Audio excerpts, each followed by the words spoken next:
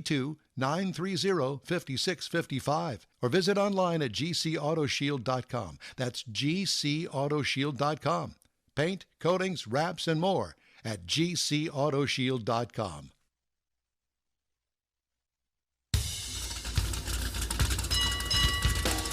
Celebrating 10 years of award-winning car talk. This is what this is, a celebration. It's the In Wheel Time Car Show.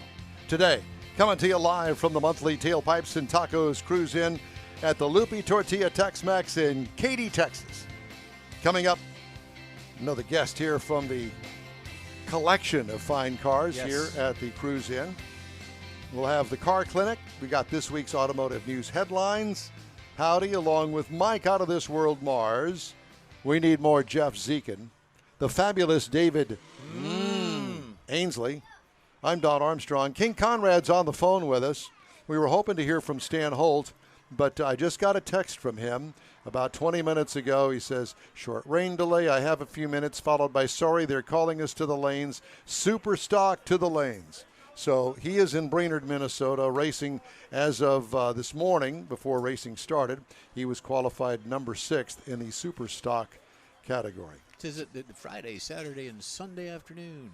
Yeah. At the dragway. Well, yeah, I think that they've been there pretty much all week. Yeah, I think they got up there like on Wednesday. Oh. Headed out. They had to be there on Tuesday or Wednesday. Yeah. So are the Emmons brothers up there as well? I don't know whether the Emmons are up there or not. If Stan, and I think that I think Dale said they were leaving on Monday. Yeah, they had to be there either Tuesday or Wednesday to tech in. Correct. And then what? Indy's next week, the week after, or 2 weeks after? It's 2 weeks. 2 weeks after. Yeah. So at any rate, they're making the rounds in a cooler part of the United States. I think high temperature today in Brainerd is like 85. All right, Mr. Mars. Definitely cooler than here. And speaking of cool. Out there in the back parking lot, there's kind of a unique vehicle for coming out here. It's not really it's not a muscle car, but it is a 1951 MG that's kind of a survivor, kind of original, kind of got a nice story to go with it. And Curtis Grider is the owner that's going to tell us about it. Howdy, Curtis. Hello. It's a 51 MG. Yes, sir. It's got a 78 Ford Pinto drivetrain in it. Why? That's what it had when I bought it. My plan is to do a 93 Mustang drivetrain and fuel inject it so that it's... You got a V8? Four-cylinder. A four-cylinder. 2.3. Got it. And I'm going to put the T5 in it, and I want to do disc brakes all the way around so that it's a little more drivable. It's... 1950 brakes in the front and 78 in the back, and they don't agree with each other all the time. So I assume that the drums probably want to lock up when you actually. It's a pick on which one wants to walk up at a different time. It's never the same one twice. Yeah. It's bump it, feather it, hit it. Yeah. You know. Wow.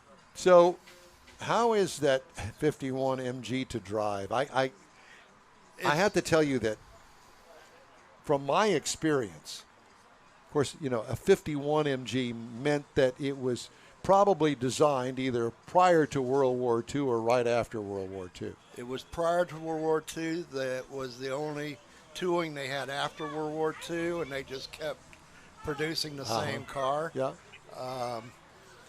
It drives actually fairly well. It does? Yes. On the freeway, it's a little darty because you have no camber or caster adjustment. But that's why I'm wanting to upgrade the suspension so that I can get it where I can drive it on the freeway. My goal is to go to the small car shows in the little towns around. Yeah. And take my wife out and go country cruising. Oh, yeah. Sure. Knickknacks. It's my Harley replacement. I got to where my legs were messing up and I couldn't ride my Harley anymore. Well, I sure am glad that you graduated from the Harley to four wheels. Yeah, you go. Yeah, I figure if my leg falls asleep in this, I can sit there till it wakes up and I ain't gonna fall over. There you go. Now, from here, the distance to me that looks like a Morgan.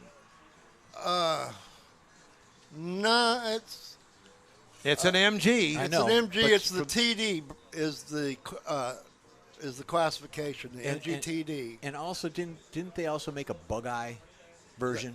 They made that was an earlier version. A Morris Minor, which looked a lot like it was designed after the Volkswagen. Okay, but it had the bug-eye look. But it had the bug-eye look to it. Yes, it looked like a squashed 50 model, basically. Okay. You know, Squished. And we got a friend that I go to a car show that has one, but it's all modified. And we have another gentleman comes to the same show with a completely original one. Wow. Ooh. I mean, don't pricey. get me wrong. I have a lot of respect for originality, and there is a place in my book, anyway, for originals. But that's not one that I would say, let's keep it original. Well, because, like we talked about, you know, the technology was pre-World War II. And let's face it, the technology back then just wasn't all that. That is true. Now, surprisingly, the 51MG does have rack and pinion factory. Really? Yes, sir. Manual rack factory. Well, And it's a step in the right direction. the front brakes were done with 2 wheel cylinders for some strange reason. It's got twin cylinders in the front brakes. And then the rears were conventional. How weird. Yes, it is. Of course, it is a British vehicle.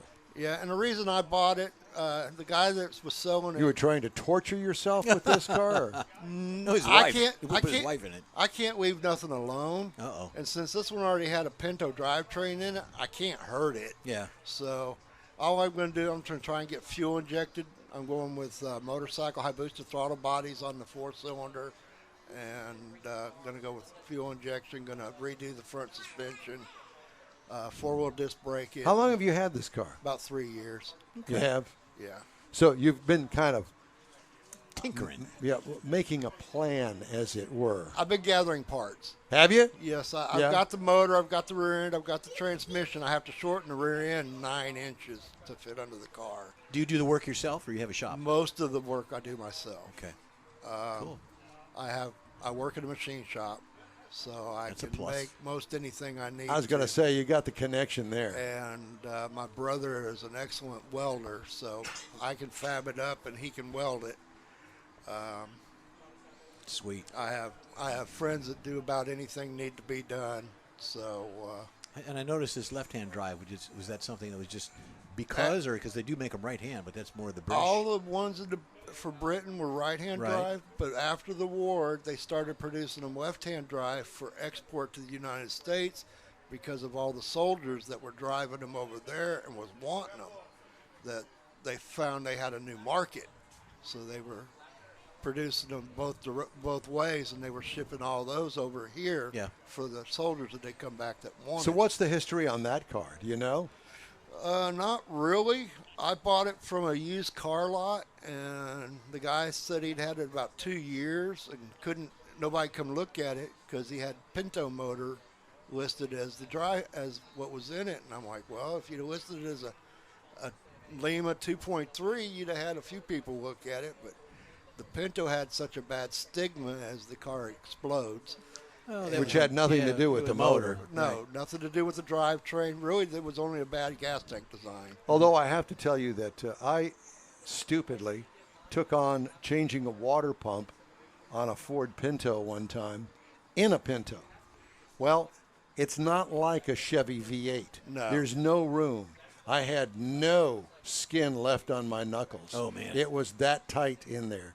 But by God, I got that water pump changed. But what a pain because there's no room in the front end. But at any rate, there was nothing wrong with the motor. No, the motors were very good. They were used for several years. Yeah. Basically, the motor I'm putting in is the same lower block. Everything's the same on the lower end. It's just a different head design for the 93 Mustang. They went to the 8-plug head, and they did that for emission purposes.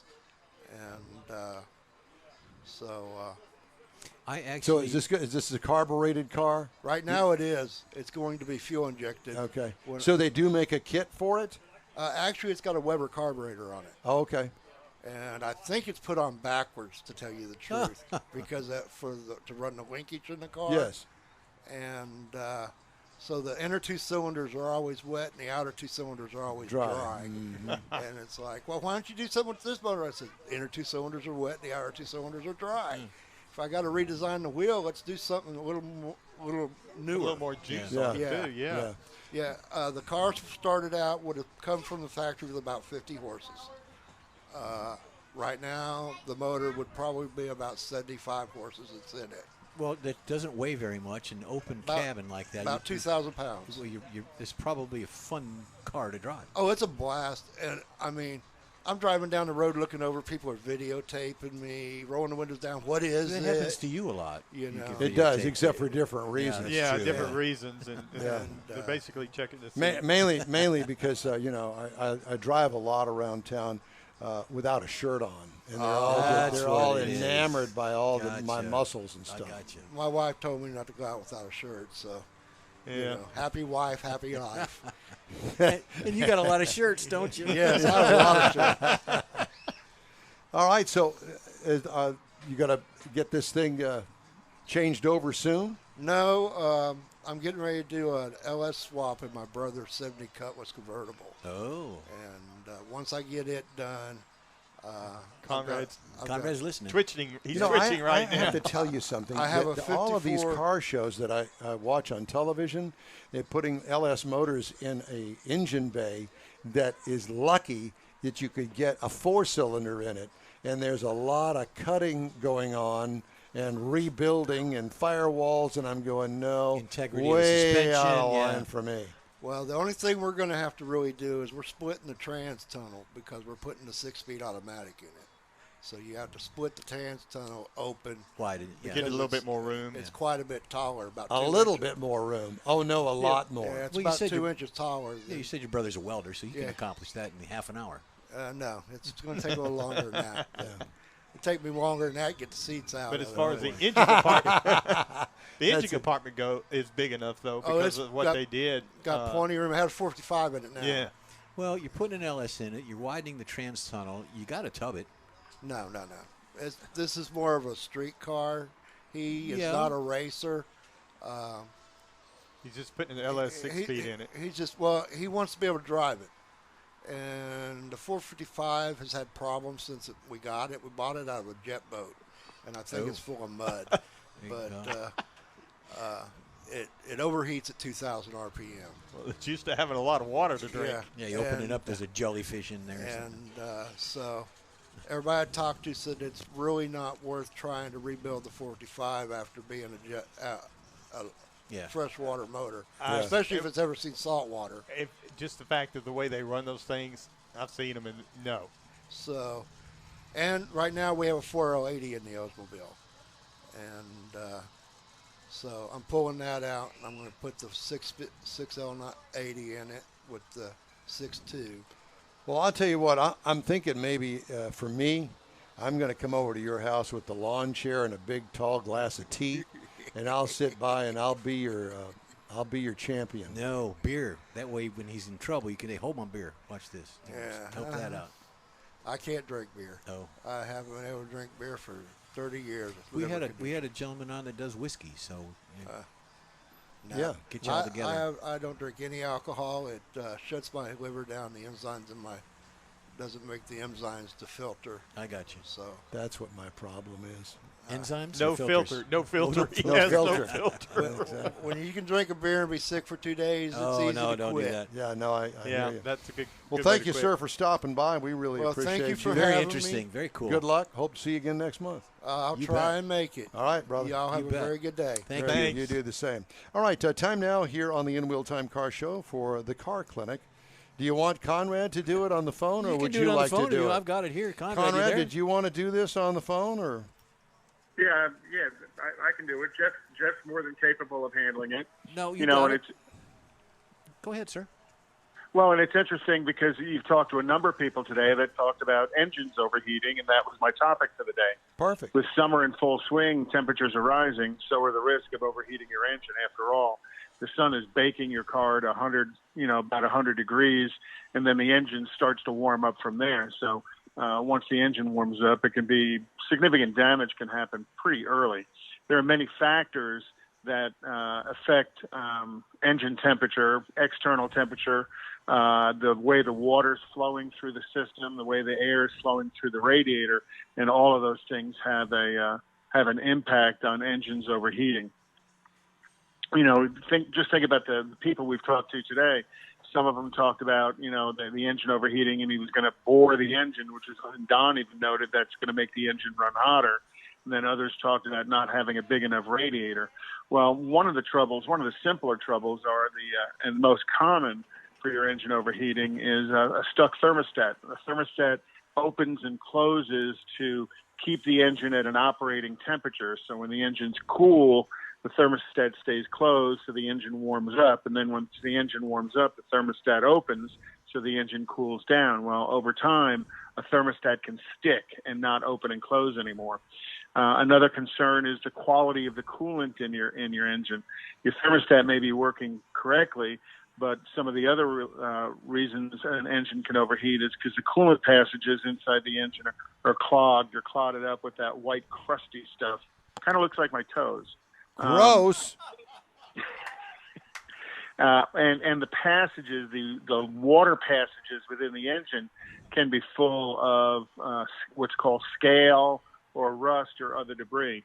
There may not be enough coolant in your engine, and that can be caused by the long-term evaporation of coolant inside the reservoir or improperly filling it with coolant. Low coolant level can do damage relatively quick.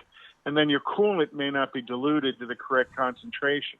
You got to remember, engine coolant, the right mixture means it freezes at a lower temperature, but it also means that it boils at a higher temperature. So, you can get coolant at the correct mixture. It might not boil until about 250 degrees. So having the correct mixture of coolant in your engine is very, very important. And then water pump. Water pump is what moves the water through the engine. And a water pump failure can cause a leak, but there are also some water pump failures that are caused by the coolant becoming corrosive.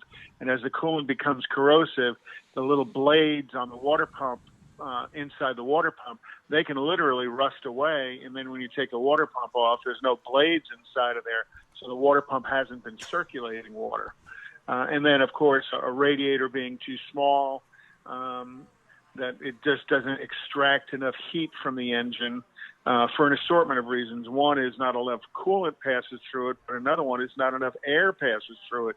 And on a lot of modified cars, as they do the radiator, they leave off the little blades on the side of the radiator that forces or the shroud that forces the air through the radiator, and that has an impact on a vehicle's cooling. So you have to direct the airflow correctly as well as get the water to flow correctly. And then finally, the hassles of hoses. A hose leak, a hose collapsing can all cause engine overheating. Whether you're planning on doing a multi-state road trip or just cruising around the neighborhood, your car deserves top-notch care. Have your vehicle checked out by a professional so you won't lose your cool on the side of the road as your engine's billowing steam as it's overheating. That's today's Conrad's Corner. It's the car clinic, and we thank you for that. I have to tell you that,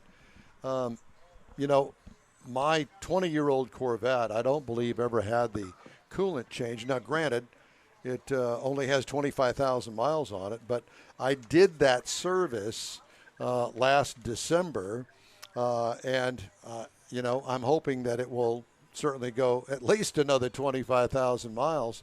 But one of the things that concerns me are the hoses. Now, the car has been sitting for 20 years with coolant inside the hoses, and hoses today are different than they were back in the 70s. Oh, very much so. Yeah, and they tended back in the day to rot from the inside out. Yeah, because when they were made out of rubber, the thermal cycles, the hot, cold, eventually would deteriorate the rubber from inside. Now they're made out of neoprene, nitrile, all kinds of high-tech composite material. And really, you don't see a lot of hose issues anymore. Well, I'm glad that you said that because I can only imagine what it would cost to replace hoses on the Corvette. Probably shouldn't be too difficult. The hoses, I think, that tend to be the biggest pain are the heater hoses, because those tend to route through different things and they can be a little squirrely to get on and off. But radiator hoses, well, yeah, because you got to take all that shrouding out to get to the lower one. But it's not overly difficult. But again, hoses really don't fail at the rate they used to back in the 60s and 70s. So technically, you could do it in a day, like a Saturday afternoon or Saturday. You get easily. Yeah. Oh, easily. Yeah. Conrad, it's great to talk to you, my friend. You take care of yourself, Thanks, and we guys. expect to see you back in the studio next week. And I appreciate you letting me sit in for you. By no means is I don't have your knowledge or expertise, but thank you very much for that. Jeffrey, you did a great job. Earlier, Jerry Emmons was on Facebook, and he said, hey, I got to tune into In-Wheel Time every Saturday morning, kind of like when I was a kid watching Fat Albert. Well, I said, hey, I resemble that remark. Hey. Conrad, we'll talk to you next weekend. Thanks, my friend. Some of the stories making auto news headlines this week. GM will replace all battery modules in Chevy Bolts that were recalled last month rather than only defective modules. Huh. The module replacements, which could start as early as this month, come after GM recalled its 2017 through 19 model year Bolt battery-powered cars for the second time in less than a year. Huh. 2 fire incidents were reported after the initial recall, including one in a Bolt that had updated software. Affected customers can visit certified EV dealers for the repair. As of 2019, about half of the Chevy dealers across the United States were EV certified. Wow. This might be the age of the electric, but Nissan just redesigned its iconic Z car with a boost to gasoline-powered horsepower. With a high-output 3-liter V6 power plant, the new Z is a 400-horsepower twin-turbo retro-style piece of eye candy. Oh, boy. Gaining 68 horsepower and 30% increase in torque. It's the first time the Z has packed 400 horsepower or more. Retro-styled on the outside, high-tech on the inside, the redesign is partly homage to the car's origins and partly a signal for Nissan's new direction. The standard setup mates the engine to a 6-speed manual transmission. My brother owns these. He's had several. Yeah, well, great car. I got to see it. Our good friend Steve Parrott from Nissan brought it along with the other new metal from Nissan down back last January, I think it was. I got a chance to see it and take pictures of the new Z, and it is strikingly good looking. And you have probably seen pictures of that yellow one. Yep. That was the pre-production model that's made all the show circuits, and it is quite attractive. He doesn't drive his in the winter. He parks it in the winter. He's up in the snow country. Yeah, well, that's understandable. All right, so we're going to have to take a quick break here, and we're going to wrap things up from the Loopy Tortilla and this month's In-Wheel Time remote here at the Tailpipes and Tacos. So stay with us. We all know about aftermarket and online parts stores, and each one has something to offer, but they don't offer original factory parts. That's where Bayway comes in. For original factory parts, visit the Bayway stores first. Give them a call or stop by. Bayway Chrysler Dodge Jeep Ram, Bayway Chevy, and Bayway Lincoln carry a complete line of parts for the do-it-yourselfer. Keeping your newer classic original means a lot, and you can count on these fully stocked parts departments to help keep it that way. Bayway Chrysler Dodge Jeep Ram, Bayway Chevy, and Bayway Lincoln, keeping it original. Tailpipes and Tacos, Houston's premier monthly car cruise-in, returns Saturday, September 18th at 2 Loopy Tortilla Mexican restaurants in Katy and inside the Loop on the Southwest Freeway near Kirby. Tailpipes and Tacos is free and everyone's invited. You'll see collector cars, hot rods, customs, magnificent originals, and resto mods at 2 locations. Cars from all over Southeast Texas cruise in and show off in a friends and family event at the Loopy Tortilla Mexican Restaurant on the Grand Parkway at Kingsland Boulevard, just south of I-10 in Katy, and inside the Loop on the Southwest Freeway near Kirby. Drag racer, car enthusiast, and Loopy founder Stan Holt brings you Houston's hottest cruise-in, Tailpipes and Tacos, inside the Loop on the Southwest Freeway in Kirby, and in Katy on the Grand Parkway just south of I-10, where you'll see the In-Wheel Time Car Show. Get your ride ready, and we'll see you at the Tailpipes and Tacos Saturday morning cruise-in, September 18th, 8 to 11 a.m., weather permitting. Gulf Coast Auto Shield has moved to a more convenient location. Now you can visit John Gray and his staff of dedicated professionals at their new shop on the South Sam Houston Parkway between Belford and Airport in Southwest Houston. Gulf Coast Auto Shield is the best at paint correction and ceramic coatings. Clear bras and custom wraps are specialties that only Gulf Coast Auto Shield installs with award-winning accuracy, and all their services come with a warranty. Lamborghini, Aston Martin, Porsche, and Ferrari owners depend on Gulf Coast Auto Shield for their specialty services, and you should too. The in-wheel time Corvette and Cutlass have both been massaged by Gulf Coast Auto Shield, so isn't it time your vehicle visit their new shop in Southwest Houston? Call John Gray today at 832-930-5655 or visit online at gcautoshield.com. That's gcautoshield.com. Paint, coatings, wraps, and more at gcautoshield.com. Well, that's a wrap for another episode of the In-Wheel Time Car Show. When you're on Facebook, please give us a like, tell your friends about us, and share our junk, if you will. You'll get Conrad's Unicorn Hunting features, along with all things automotive, all week long on Facebook. The In-Wheel Time Car Show streams live on Facebook, YouTube, Twitch, and on InWheelTime.com every Saturday, 8 to 11 Central Time. Podcasts are available from your favorite podcast outlet 7 days a week. Special thanks to all of our guests today. The In-Wheel Time Chief Engineer is David Ainsley. Our Marketing Manager and Video Technical Director is We Need More Jeff Dziekan. We do. For booking agent and podcast man Mike Out of This World Mars. There he is. His royalty king Konrad Delong, I'm Don Armstrong. Hey, if you missed any of our Saturday live broadcast, again, catch the 30-minute podcast segments updated daily on your favorite audio and video streaming platforms. Today's show was a Quinn Martin production and by Fiestas Mas Cervezas. Okay. That's the best I could do in my Spanish. Still, I got it. Have a great weekend. Stay safe and cool like you know you are. We'll see you next weekend.